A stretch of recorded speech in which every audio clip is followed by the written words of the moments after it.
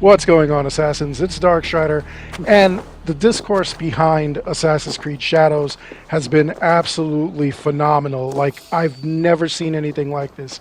I have seen where, people argue over games, whether or not it's going to be good and whatnot, but I'm seeing the sweatiest people, dungeon dwellers, people who, don't know how to sign a rental agreement, how to buy a vehicle, how to do any sorts of things that require just not that much attention.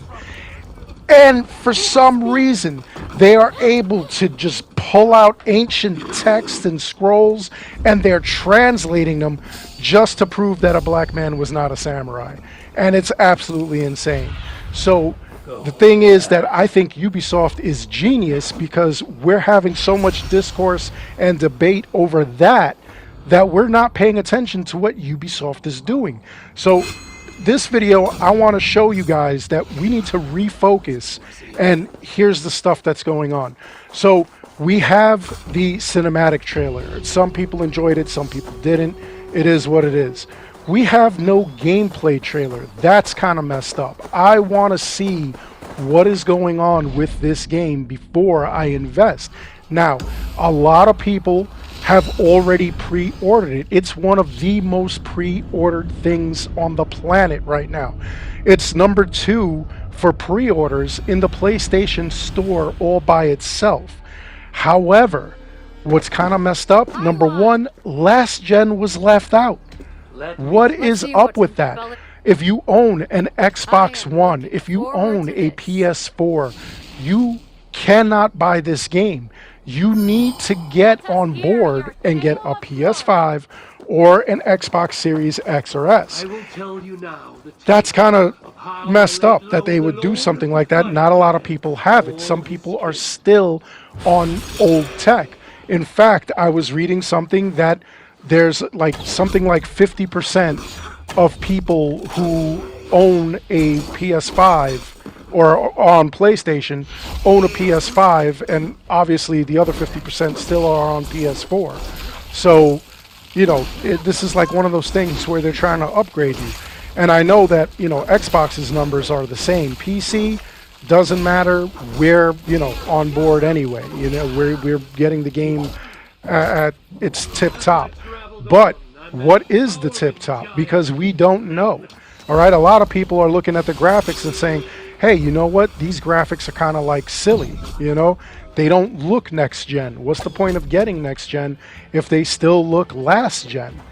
All right? These are things that we got to look at. The other thing is a lot of people are going to be talking about the similarities between, this game, Ghost of Tsushima, Rise of the Ronin, and a bunch of other things. So I kind of feel like they did have to differentiate themselves, and that's why they got the Yasuke. But let's not even go into that. The other thing that's really wild is, number 1, map size to price value. They're giving us an Assassin's Creed Origin size game. They're not giving us a Valhalla size game. Does that mean that it's going to be less hours played, or are they going to keep giving us add-on quests and stuff like that for free? Because I'm not paying, $5 to $10 every week, every 2 weeks for something new. That would be absolutely silly. And speaking of, pricing and everything, number 1, if you buy the standard edition, it's $70, and all you're getting is the game. Okay? You're getting the game. If you get the gold edition, you get the base game, you get the season pass, you get 3 days early access, and you get a pre-order bonus. And actually, they are saying that there is a pre-order bonus for the standard edition.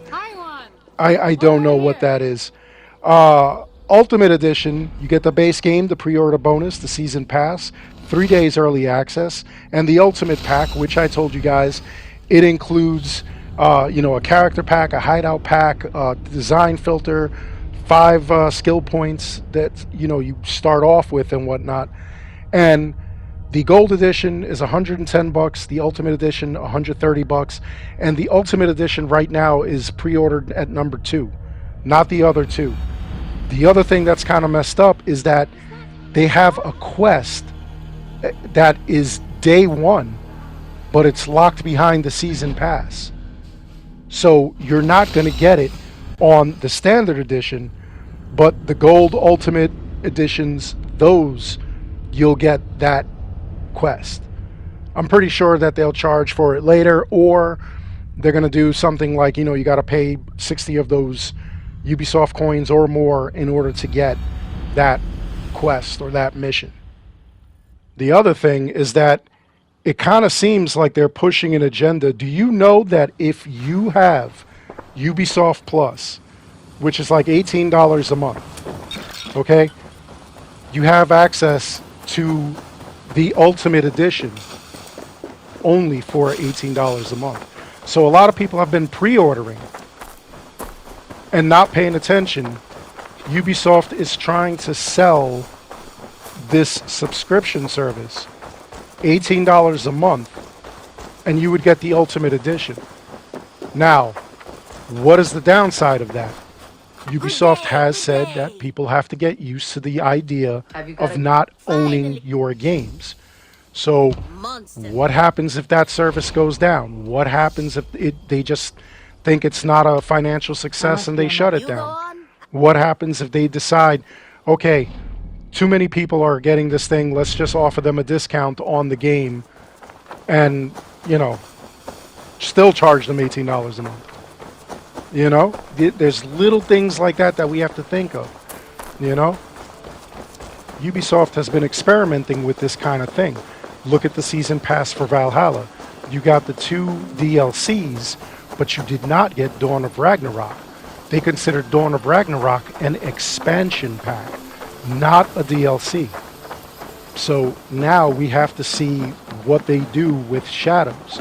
I know that they did give us, the festivals, and they did give us a couple of freebies, a couple of add-ons that were for free in Valhalla.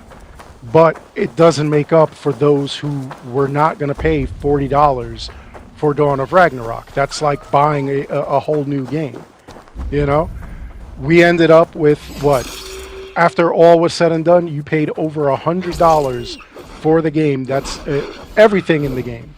In fact, as far as DLC and Dawn of Ragnarok itself. That's not including any side purchases that you may have made for any of the outfits, the character packs, things like that. So I'm expecting to see more of that in Shadows. And keep in mind that in Shadows, they're saying we are not going to get a Retta or Sargon style of like shop or anything like that, because they don't want to do that. But they definitely will have microtransactions. You could bet on that.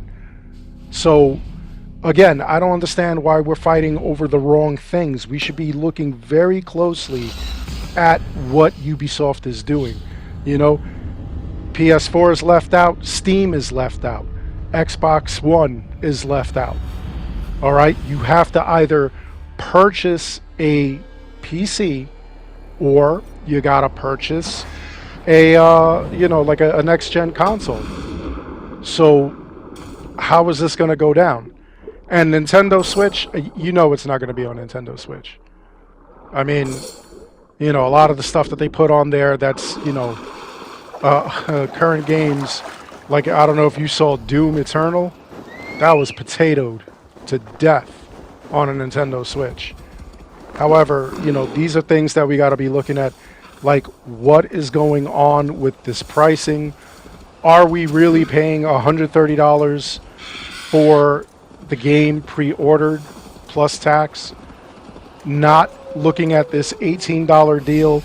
Is the $18 a month deal better for the subscription service? Or are you afraid that, if you don't buy the game, that they could lock you out for any reason? These are things that we got to think of. Let me know your thoughts in the comments below. Other than that, I hope you enjoyed the video. Please make sure you like and subscribe. It helps this channel out an awful lot. As always, I want to thank each and every one of you for watching. And until next time, Take care, be good, stay safe, take care of each other. I'll see you guys all in the next one. Ya Yi! Ya Yi! Get us up with bird. Ya Yi!